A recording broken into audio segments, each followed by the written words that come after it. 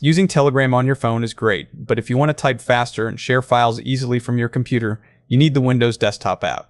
In this video, I'll show you exactly how to download, install, and log into Telegram on your Windows PC or laptop. I'll show you the two fastest ways to sync your account, using the QR code scanner and the traditional phone number method.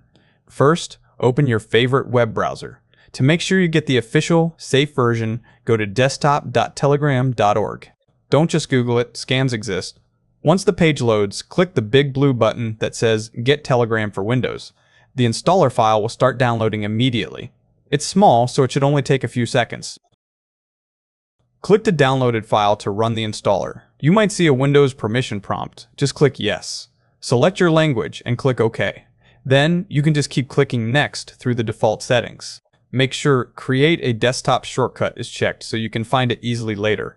Finally, click Install and then Finish to launch the app. When the app opens, you'll see a big QR code. This is the fastest way to log in. Grab your phone and open Telegram. Go to Settings, Devices, Link Desktop Device. Point your phone's camera at the QR code on your computer screen.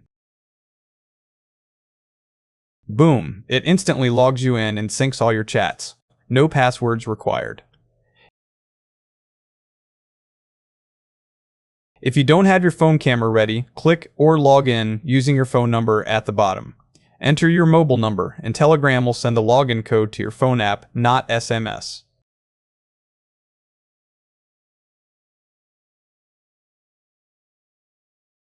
Type that code here on your PC and you're in. And there you have it. You can now type comfortably on your keyboard.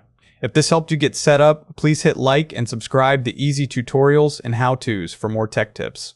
Thanks for watching.